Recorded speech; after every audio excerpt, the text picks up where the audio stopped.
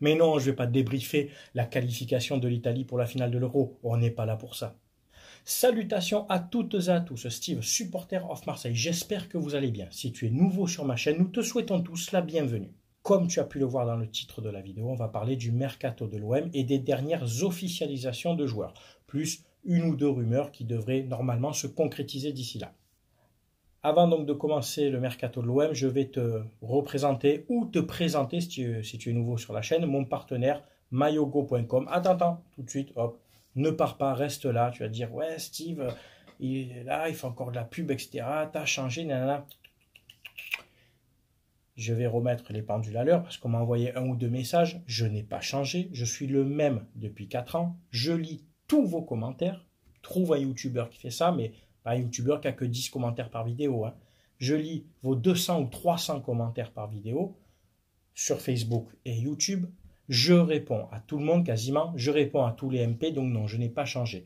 Après, j'ai un partenaire qui reste quand même dans le milieu du football, qui me propose des maillots d'excellente qualité et qui, si vous achetez des maillots avec ce partenaire, me permet de recevoir 5% que je reverse aux associations que je représente, les Petites Sœurs des Pauvres et Sourire à la Vie. Si tu es nouveau sur ma chaîne, je t'invite à voir ma dernière vidéo où j'ai remis un chèque de 500 € à chacune des associations grâce donc aux 5% récoltés pour les ventes de maillots sur ce site et après les ventes de t-shirts et casquettes que j'avais fait à mon effigie. Donc oui, on peut se permettre de prendre un peu de temps pour faire de la pub, puisque de 1, ça vous permet d'acheter des maillots pas chers et d'excellente qualité, et puis de 2, ça permet de redonner de l'argent à des bonnes associations. Alors, je vais faire très vite. Je vais te présenter 3 maillots sur cette vidéo. J'en ai reçu 6, mais au moins je t'en présente que 3 pour que ça soit pas trop long. Donc, le maillot, je vais commencer par celui-là, Italia. Collection Renaissance. Donc celui-là, c'est celui du gardien. J'adore souvent les maillots de gardien, puis j'étais gardien. Donc voilà, c'est le rouge. Qualité impeccable. Étiquette Puma, d'accord. C'est brodé, tu as le Italia derrière. Le logo est brodé. Les Pumas sont brodés. C'est dans un sachet Puma. Tip top qualité. Hein, c'est vraiment impeccable. Ceux-là ne sont pas encore allés au lavage, parce que je voulais les garder avec l'étiquette. Mais tous ceux que je porte, comme vous voyez, ont été lavés plusieurs fois et ça ne bouge pas. Parce qu'il y a aussi, pour les femmes, bon, ma femme, elle s'en fout du foot, d'accord? Donc, elle prend, elle, des maillots parce que ça lui plaît, la couleur ou la forme, etc. Elle s'en fout du foot, mais du coup, regarde, ça lui permet d'avoir un très joli maillot de la Colombie. C'est son côté Shakira, ça, tu vois? Avec le logo brodé aussi, le Adidas. Dans un sachet Adidas, tu as l'étiquette Adidas, le petit détail avec la Colombie derrière. C'est un très beau maillot. C'est très bien cintré pour femme, voilà. Donc, elle avait pris le Japon une fois, là elle a pris la Colombie, la prochaine fois elle prendra un peu ce qu'elle veut, hein, c'est sa garde-robe, c'est pas la mienne. Mais bon, si ta femme aime le foot, elle pourra trouver un maillot qui lui convient et un maillot OM en plus, pourquoi pas. Et enfin pour finir, puisqu'il fait aussi pour les enfants, mon fils a déjà pris le maillot du Japon, puisqu'il aime les mangas. Et bien là il a voulu se faire plaisir, parce que mon fils, voilà, pour les équipes nationales, bon il est comme moi, l'OM c'est l'OM, d'origine italienne, il kiffe. Mais après, les équipes nationales, lui, il les achète aussi parce que ça lui plaît, les couleurs. Donc là, il s'est pris le Brésil, tu vois. Hop, le logo du Brésil. C'est floqué, c'est cousu, pardon. L'étiquette Nike, d'accord. Le maillot, très très bonne qualité. Hein, l'élasticité, c'est impeccable. Donc c'est brodé, d'accord. C'est brodé de partout, c'est impeccable. Voilà. Très joli maillot pour enfants. Donc tu as toute taille, hein. Ça commence à 2 ou 3 ans et puis après ça va jusqu'à adulte. Hein. Alors comment il faut procéder? Tu vas sur le site maillogo.com, tu choisis des maillots, etc. Tu crées ton compte, nom, prénom, adresse mail, adresse. Dès que tu arrives à l'étape du code, au paiement, à l'étape du paiement, tu mettras code de réduction, il y a un encadré, tu écris SOM. Tu auras 15% de réduction. Et lui me reverse 5% que moi, après, ben, je reverse, comme tu as pu le voir en vidéo, la dernière que j'ai faite, aux associations. Donc, à partir de 79 € d'achat, tu as les frais de port offerts. Donc, c'est pas mal. À partir de 110 € d'achat, exclusivement avec mon code, tu as un maillot offert de ton choix. Écoute bien. Tu as un maillot offert de ton choix d'une valeur de 26 €. Comment l'obtenir? Tu suis les étapes, nom, prénom, adresse. Tu crées ton compte, etc. Dès que tu arrives à l'étape notes et remarques, écoute bien, notes et remarques, il y a un encadré. Tu écris offre 110 euros SOM, un maillot offert. Tu mets le maillot que tu veux, Brésil, OM, Italie, Maroc, tout ce que tu veux, et tu mets la taille, n'oublie pas. Et ensuite, à l'étape 4, n'oublie pas de mettre l'étape suivante, la 4 ou la 5, on s'en fout, là où il y a écrit code de réduction, tu écris SOM en majuscule. Tu auras donc 15% de réduction. Les frais de port offerts et un maillot offert. Tout ça pour 110 euros d'achat. Qui dit mieux? Et en plus, tu contribues à 5% pour la cagnotte pour des associations, pour des personnes âgées dépendantes et des enfants malades. C'est pas mal, non? Et attention, c'est pas fini. Exclusivement avec mon code jusqu'à la fin de l'Euro, c'est-à-dire là dans une semaine, enfin dimanche, pour 2 maillots achetés d'équipe nationale, le 3e offert. Que ce soit homme, femme, enfant, tu prends 2 maillots, tu as le 3e offert. Le principe est le même. Tu rentres, nom, prénom, adresse, dès que tu arrives à notes et remarques, tu écris dans l'encadré offre euro SOM, 2 maillots achetés, 1 offert. Tu mets le maillot que tu veux, Espagne, Portugal, n'oublie pas de mettre la taille. Et ensuite, la dernière étape au moment du paiement, n'oublie pas de mettre le code SOM pour avoir les 15%. Donc, tu as un maillot offert et tu as 15% de réduction sur les 2 autres. J'ai envie de te dire encore, qui dit mieux? Allez, le mercato OM, c'est parti. Longoria charbonne beaucoup, ça on ne peut pas lui enlever. Il a officialisé 4 joueurs. Donc, Gerson, brésilien de 24 ans, provenance de Flamengo, acheté entre 15 et 20 millions d'euros plus bonus. Conrad de la Fuentes, en provenance de Barcelone, jeune joueur de 20 ans, acheté 4 millions d'euros environ. Il a levé, enfin non, il n'a pas levé l'option d'achat de Balerdi, il a négocié, il a bien négocié. Balerdi, on le touche entre 8 et 10 millions d'euros. Défenseur italo-argentin, c'est important de le préciser, vous verrez pourquoi plus tard, de 22 ans. Ensuite, il y a eu l'arrivée de Önder Gençis, turc, international turc de 24 ans, en provenance de la Roma, donc c'est un prêt payant de 500 000 euros. Et alors, il y a plusieurs discours. Il y a juste l'option d'achat, le discours de l'option d'achat pas obligatoire, d'une valeur de 11 millions d'euros. Et certains me disent que l'option d'achat est obligatoire sous condition. Il y a une clause comme quoi apparemment dès les premiers points pris par l'OM, premier point pris ou premier match joué par Önder Gençis, l'option d'achat serait levée automatiquement. Je suis un peu surpris de voir ça parce que sur des sites sérieux comme Le Phocéen, RMC ou même l'équipe, ça n'en parle pas. Par contre, effectivement, j'ai lu cette clause sur des sites comme le Disport et tout. Donc, tu vois, je ne sais pas tellement si c'est fiable ou pas. On le verra bien au mois d'août, dès que le championnat aura repris.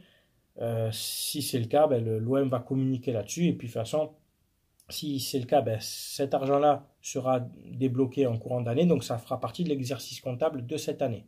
Tout comme Balerdi, d'ailleurs, qui a été acheté cette année. Et donc, ça ne compte pas pour l'exercice comptable de l'année qui vient de se finir. Et ensuite, dernière officialisation, on a eu Guendouzi, Matteo Guendouzi, donc français, formé au Paris Saint-Germain, qui appartient actuellement à Arsenal, qui est passé donc en prêt par le Hertha Berlin aussi. Il a dû jouer l'année dernière un petit peu avec Radonjic d'ailleurs.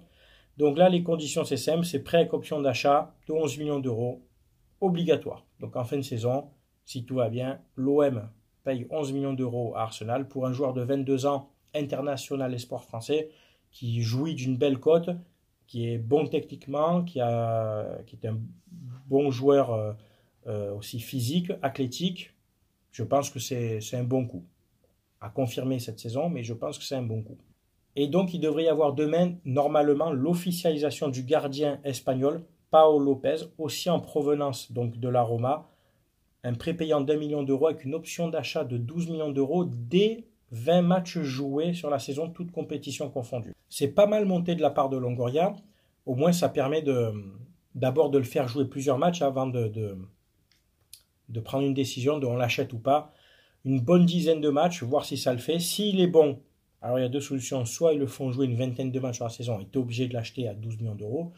Soit Longoria est malin et dit bon, au bout de 10-12 matchs, ouais ça va, il n'est pas trop mal, on le fait jouer 15 matchs jusqu'à la fin de la saison, il se met d'accord avec Sampaoli. Du coup, l'option d'achat n'est plus obligatoire. Il négocie avec la Roma comme il a fait pour Balerdi. Au lieu de le payer 12, tant tu le touches entre 9 et 10, tu vois, tu peux gratter 1 ou 2 millions, à voir.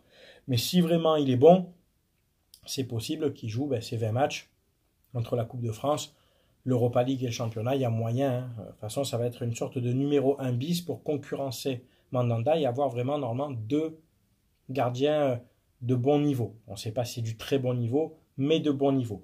Sur sa ligne, il est très fort, dans le jeu aérien très fort. Le jeu au pied, visiblement, c'est pas trop ça, un peu comme Mandanda d'ailleurs. C'est un peu le même style, visiblement. Bon sur la ligne, etc.